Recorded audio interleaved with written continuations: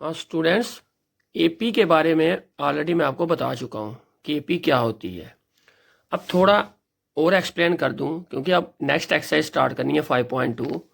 तो A1, A2, A3, A4 and so on, ये आपकी एपी की जनरल फॉर्म है जिसको हम a plus d, a plus 2D, a plus 3D and so on भी लिख सकते हैं।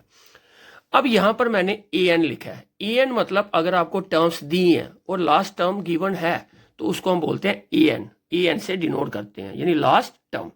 अब ए एन कैसे लास्ट टर्म आती है या कैसे हम इसको लिखते हैं वो मैं आपको क्लियर करूंगा। अब मैंने एग्जांपल ली है 1, 3, 5, 7, 9 और लास्ट में सो ऑन भी लिखा है, फिर 17 और 19 भी लिखी है लास्ट टर्म्स। मतलब फर्स्ट टर्म 1 है और लास्ट टर्म 19 है जिसको मैंने डिनोट किया A10 भी लिखा है क्योंकि अगर मैं 1, 3 ऑड नंबर लूँ 19 तक तो लास्ट टर्म यानी 10th टर्म जो आएगी वो A10 जिसको हम AN कह सकते हैं। लास्ट टर्म भी कह सकते हैं, A10 भी कह सकते हैं और AN भी कह सकते हैं। अब मैंने आपको बताया था सेकंड टर्म होती है उसको हम A प्लस डी लिखते हैं, थर्ड टर्म को A प्लस 2D लिखते हैं, फोर्थ टर्म को A प्लस 3D लिखते हैं। इसी तरह से 10th टर्म को हम क्या लिखते हैं, लास्ट टर्म तो कहेंगे साथ में हम लिखते हैं ए प्लस 9D। ये लिखा है मैंने ए प्लस 9D। इसी तरह 9th टर्म को हम क्या लिखेंगे, ए प्लस 8D। अब A10 को मैंने लिखा यानी a N, A plus 9D। A10 he A plus 9D है जिसको मैंने ए एन भी हम डिनोट कर सकते हैं। इसको a plus n minus 1 into d भी sorry a plus n minus 1 into d भी लिख सकते हैं। कैसे, अब एन यानी नंबर ऑफ टर्म 10 है तो एन की जगह 10 लिखेंगे तो 10 माइनस 1 क्या आएगा, 9। तो ए प्लस 9D ही बनेगा। तो ये और ये चीज आपकी सेम है, a plus n minus 1 into d या ए प्लस 9D सेम है। जैसे मैं यहां फिर बता रहा हूं आपको, A10 को लिखा ए प्लस 9D। 10 यानी एन की वैल्यू, एन की वैल्यू क्या है 10। तो जब हम 9 को 10 माइनस 1 लिखेंगे तो वो भी 9 आएगा। 9 माइनस 1 यानी एन माइनस 1 यानी 9, यानी 10 माइनस 1 क्या होगा 9। तो ए प्लस 9D ही आएगा। तो ए एन को हम a plus n minus 1 into d लिखें या A10 को ए प्लस 9D लिखें, एक ही बात है। लेकिन जो भी लास्ट टर्म होगी उसको हम a plus n minus 1 into d से ही डिनोट करेंगे। जैसे एक और एग्जाम्पल देता हूं, A100 है जिसको हम लिखते हैं ए प्लस 99D। अब A100 हमारी लास्ट टर्म है जिसको मैं ए एन लिखता हूं, यानी एन की वैल्यू क्या है आपकी 100 है। तो इसको अगर मैं ए प्लस 100 माइनस 1 इंटू डी लिखूं तो 100 माइनस 1 आपका 99 ही आएगा। तो इसलिए ए एन को हम a plus n minus 1 into d भी लिख सकते हैं, ए प्लस 99D भी ले सकते हैं, ए प्लस 100 माइनस 1 इंटू डी भी ले सकते हैं, एक ही बात है। तो इसलिए आपने याद रखना है जो ए एन है उसको वो उसका फार्मूला क्या है, a plus n minus 1 into d. तो अभी बताया मैंने आपको ए एन क्या है, a plus n minus 1 into d. तो ए एन का मतलब लास्ट टर्म, ये मैं बता चुका हूं आपको। ए ये भी बताया मैंने, ए या A1 ये फर्स्ट टर्म होती है। एन का मतलब नंबर ऑफ टर्म्स, 10 टर्म है, 7 टर्म है। तो डी जो है वो कॉमन डिफरेंस है। तो अगर यहां पे 10th टर्म क्या थी 19, इसलिए उसको हमने क्या लिखा A10 या ए प्लस 9D भी लिख सकते हैं। तो a plus n minus 1 into d भी लिख सकते हैं। बस ये याद रखना है, ए जो है वो हमेशा फर्स्ट टर्म होगी, एन यानी नंबर ऑफ टर्म्स होंगी, डी यानी कॉमन डिफरेंस होगा और ए एन यानी लास्ट टर्म होगी। अब मैं स्टार्ट कर रहा हूं एक्सरसाइज 5.2। क्वेश्चन नंबर 1 है इसका, फिल इन द ब्लैंक्स। अब हमें टेबल दिया है जिसमें ए जो है वो फर्स्ट टर्म है, डी कॉमन डिफरेंस है, एन नंबर ऑफ टर्म्स है, ए एन nth टर्म है, nth यानी लास्ट टर्म है। तो इस तरह मैंने लिया पहले थर्ड पार्ट, 5 पार्ट है इसके, 2 पार्ट में आपको समझाऊंगा। ए फाइंड करना है थर्ड पार्ट में, डी आपको दिया है -3, एन दिया है 18 और nth टर्म यानी लास्ट टर्म आपको दिया -5। तो मैंने आपको समझाया कि जो ए एन है यानी लास्ट टर्म उसका फार्मूला क्या है, a plus n minus 1 into d. यानी ए एन किसके इक्वल होता है, a plus n minus 1 into d. इसी फार्मूले से हमने सारे पार्ट सॉल्व करने हैं। जो वैल्यूज गिवन होगी वो लिख देनी है और जो फाइंड करनी है वो हम फाइंड कर लेंगे। एक वैल्यू अननोन होगी इसमें। ए एन हमें गिवन दिया -5, ए हमने फाइंड करना है जैसे कि मैं बता चुका हूं। एन भी गिवन दिया 18 -1 इंटू डी, डी की वैल्यू -3। इधर ध्यान रखना है जो n-1 इंटू डी है तो इंटू -3, या ब्रैकेट में भी लिख सकते हो। -5 सेम ऐसे ही, a प्लस 18-1 क्या हुआ 17 इंटू -3, तो -5 ऐसे ही, a का a 17 इंटू -3 -15। अब वैल्यू किसकी फाइंड करनी है, a की, इसलिए -51 को ट्रांसफर किया इधर। -5 + 51 = a, तो इधर क्या आ गया 46, यानी a की वैल्यू आई हमारी 46। अब इसी तरह हमारा फिफ्थ पार्ट है, a गिवन है 3.5, d गिवन है 0, यानी फर्स्ट टर्म भी गिवन है, कॉमन डिफरेंस भी गिवन है, और n जो है नंबर ऑफ टर्म्स 105 है, nth टर्म यानी लास्ट टर्म फाइंड करनी है, वो क्या होगी। तो मैंने बताया we know that an equal to क्या होता है a plus n-1 into D, ठीक है। an इक्वल टू a की वैल्यू 3.5 गिवन है, प्लस n की वैल्यू 105 ये भी गिवन है, -1 इंटू डी, डी की वैल्यू भी 0 गिवन है। यहाँ पे हमने क्या फाइंड करना है an, यानी लास्ट टर्म या nth टर्म। तो an ऐसे रहा 3.5 प्लस 105 में से 1 गया 104 इंटू 0, 3.5 ऐसे रहा, 104 इंटू 0 0, किसी की भी मल्टीप्लाई हम 0 से करते हैं तो क्या आता है 0, तो an यानी nth टर्म क्या है 3.5, जो लास्ट टर्म है उसकी वैल्यू क्या होगी 3.5, ठीक है। अब क्वेश्चन नंबर 2 जो है, इसमें हमें चूज करना है कि कौन सा पार्ट सही है, यानी एपी हमें गिवन दी है और बोला 11th टर्म क्या होगी इस एपी की, तो 11th टर्म यानी A11, तो वो ऑप्शन दिए हैं, हमने बताना है कौन सा ऑप्शन सही है, ठीक है। जैसे चलो पहले मैं आपको सेकंड पार्ट समझा देता हूं, फर्स्ट पार्ट आप खुद करना। जैसे एपी दी है हमें इस पार्ट में -3, -1/2 और 2, तो फर्स्ट टर्म है -3, सेकंड टर्म है -1/2, थर्ड टर्म है 2। अब 11th टर्म फाइंड करनी है, 11th टर्म यानी A11 किसके बराबर होता है a प्लस 10d, तो इसके लिए आपको a चाहिए और d चाहिए। अब a आपको गिवन है, a और a1 आपका सेम होता है, d चाहिए, डिफरेंस कैसे निकलता है, जब AP गिवन हो तो हम सीधा A2 में से A1 माइनस करके कॉमन डिफरेंस फाइंड कर सकते हैं, या A3 में से A2 भी।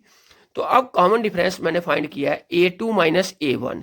अब A2 क्या है -1/2 माइनस A1, A क्या है -3, तो ये माइनस माइनस क्या हो जाएगा +3, यानी -1/2 +3, तो 2 क्या आ गया इसका LCM, तो 2 को 2 से डिवाइड किया 1, 1 1 1 यानी -1 सेम रहा, तो 2 को इसके नीचे क्या होगा 1, 2 को 1 से डिवाइड किया 2, 2 3 6, तो -1 + 6/2, 6 में से 1 गया 5/2, तो कॉमन डिफरेंस है 5/2। हमने क्या फाइंड करना है 11th टर्म। अब हम 11th टर्म फाइंड कर सकते हैं, यानी A11 क्या होता है a प्लस 10d, a क्या है -3 plus 10d, 10 into D, D की वैल्यू क्या फाइंड की 5/2, तो 2 5 10, तो -3 + 5 5 25, -3 + 25, तो 25 में से -3 गया तो क्या है 22, तो हमने जो 11th टर्म निकाली वो क्या है 22, तो हमारी 11th टर्म आई 22। अब हमें जो ऑप्शन दिए थे इसमें दिए थे 28, 22, -38 और -48 1/2, यानी जो बी ऑप्शन है वो सही है, जिसका आंसर क्या है 22। इसी तरह आपने फर्स्ट पार्ट खुद करना है, जिसमें हमें पूछा है 30th टर्म क्या होगी, ठीक है, तो a + 29d करके आपने वैल्यू फाइंड करनी है। अब क्वेश्चन नंबर जो थर्ड है एक्सरसाइज 5.2 का, इसमें पूछा है in the following APs find the missing terms in the boxes. जो बॉक्सेस में मिसिंग टर्म है, जो हमें टर्म्स नहीं दी है वो हमने फाइंड करनी है, एपी गिवन दी है। अब मैंने 2 पार्ट सॉल्व किए हैं, 4th और 5th, जो सबसे मुश्किल है, फर्स्ट 3 पार्ट्स आपने खुद करने हैं। तो 4th पार्ट है -4, फिर बॉक्स बॉक्स बॉक्स बॉक्स, फिर लास्ट में 6। फर्स्ट और 6th टर्म गिवन है, तो फर्स्ट टर्म यानी A1 गिवन है, A2 फाइंड करनी है, A3 A4 और A5 हमने फाइंड करनी है, A6 भी गिवन है, वो क्या है 6 है। अब A टर्म गिवन है -4, A6 गिवन है 6, A6 यानी A + 5d होती है, ये बता चुका हूं मैं पहले भी आपको कई बार, तो 6 का 6, तो A वैल्यू हमने A1 और A सेम होता है, -4 पुट कर दिया, प्लस 5d = 6, तो 4 को -4 को ट्रांसफर किया तो 5d आ गया 6 + 4, यानी 5d आ गया 10, तो d क्या आया 10/5, यानी d की वैल्यू आई 2। अब d हमने फाइंड कर लिया, ये d की वैल्यू जो हमने पुट करनी है ये किस में करनी है a + 5d में, तो a + 5d = 6 है, इसको हम इक्वेशन नंबर क्या रख लेते हैं फर्स्ट, तो इसकी खैर फायदा नहीं है फर्स्ट रखे नहीं रखे, तो जब d हमने पुट कर d निकाल ली 2 अब A2 क्या होगी, A हमें गिवन है 4, तो A2 क्या होगा A प्लस डी। A हमारे पास -4 गिवन है, D हमने अभी फाइंड किया 2, यानी -4 + 2 क्या हुआ -2। इसी तरह A3 A plus 2D, A है -4 + 2 × D, D हमने फाइंड किया 2, तो -4 + 4 यानी 0।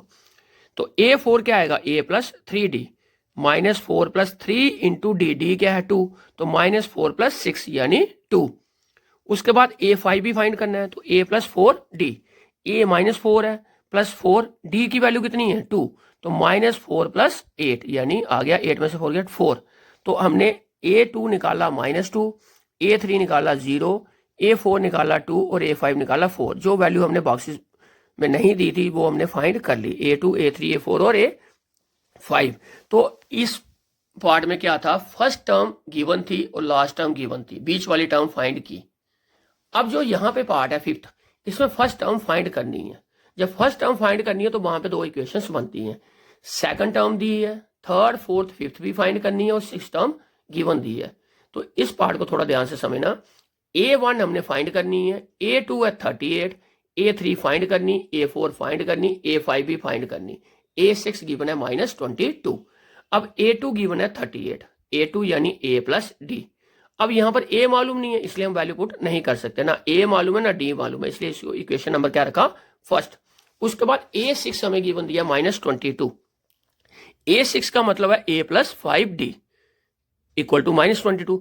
अब A + D ये हमने गिवन दिया था 38, यानी A2 38 था तो A + D आया 38, इसकी इक्वेशन नंबर फर्स्ट। A6 था -22 तो इसका आया A + 5D -22, ये इक्वेशन नंबर सेकंड। अब इसको हम क्या करेंगे, एलिमिनेशन मेथड आप ऑलरेडी पढ़ चुके हो पिछले चैप्टर में, तो इसलिए हम यहाँ पे एलिमिनेशन मेथड यूज करेंगे। A + D = 38, A + 5D = -22। तो इनको हम क्या करेंगे, सब्ट्रैक्ट फर्स्ट फ्रॉम सेकंड या सेकंड फ्रॉम फर्स्ट।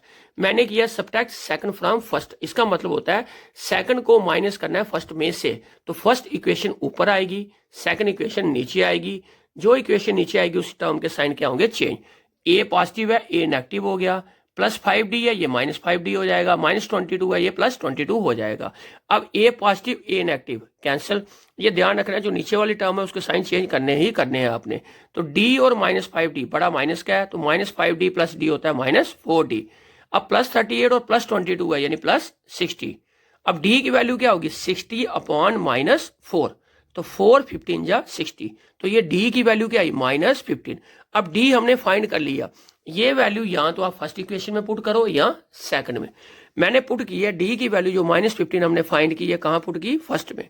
तो क्या आता है, A प्लस क्या था D = 38, तो A + D की जगह क्या पुट किया -15, तो A -15 = कितना है 38, ये था हमारा A + D 38, D की जगह क्या पुट किया -15, तो A -15 आ गया 38, तो A की वैल्यू क्या आई 38, -15 इधर गया +15, तो A की वैल्यू आ गई 53।